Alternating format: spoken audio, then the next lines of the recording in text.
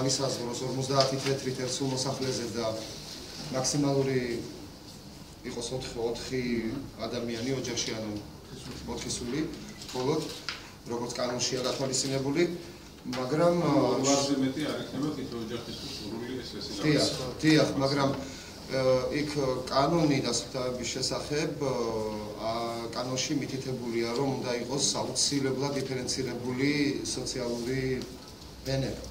ანუ აქ განსაზღვრული არის, რომ სოციალურად დაუცველი ადამიანები არ გადაიხდიან მოსაკრებას, მაგრამ არის ზღვარსფერმოთ არ გადაიხდიან, მაგრამ ზღვარზე მყოფი ადამიანებისთვის ცალკე ტარიფია დასადგენილი. ფიზიკურ პირებზე მოსაკრებელი დადგინდება მხოლოდ, ანუ მოსაკრებას და ფიზიკური პირები გადაიხდიან მხოლოდ იმის შემდეგ, რაც შევა დამატებით ცვლილებები და ტარიფები განისაზღვრება ზღვართან მყოფი, ანუ სიგარების ზღვართან მყოფი ადამიანებისთვის. კერძო ბიზნესთან დაკავშირებით მეთვლი, რომ ის ტარიფები, რა ტარიფსაც ჩვენ მათი ხამამდაბის მოსაკრებელზე უწევსებთ, არის კატასტროფა.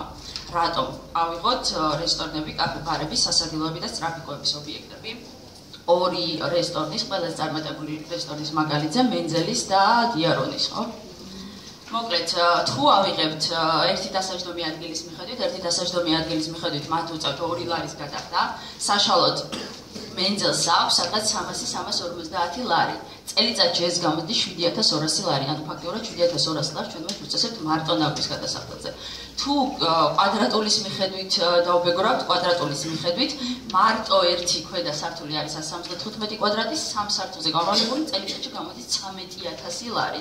13000 ლარის თვეში ვთქვათ რა, 13000 ლარის გადახდა ამჯერად არ არის ადვილი. ვფიქრობთ, რომ ეს ფაქტიურად ჩაკლავს კერძო ბიზნესს უბიდიჩი. ბიუჯეტის ამ კუთხით გაზრდა, თუ ეს არის მთავარი მიზანი, მაშინ ეს არის ძალიან ცუდი გზა უბრალოდ. 1 კუბური მეტრი ნარჩენის გადაზიდვა არის 25 ლარი. კვადრატმეტრზე არ არის. სრულიად მართებულია, ყოველდღიური ამისჩემი ამასთან დაკავშირებით რაღაც გაუგებარი უსვენ ყურადღებით და ევერ გავიგეთ, რომ გაუგებარი რამ არის, რა ვიცი და ამიტომ ხო არ არის საჭირო რომ ეს გადავდოთ. საბოლოო ჯამში ჩვენ შევთანხმდით, საკრებულო შეთანხმდა, რომ მეორე მუხლი, რომელიც ითვალისწინებს 0.5 ლარის, 1 ლარის ოდენობით მოსაკრებლის დაწესებას და არაუმეტეს ერთ ოჯახზე 2 ლარისა, ეს მუხლი ჯერჯერობით შეჩერდეს მისი ამოქმედება იმ მომენტამდე, სანამ განსაზღვრული იქნება დამატებით ის წესები, რომელიც უზრუნველყოფს აღნიშნული მოსაკრებლის ადმინისტრირებას.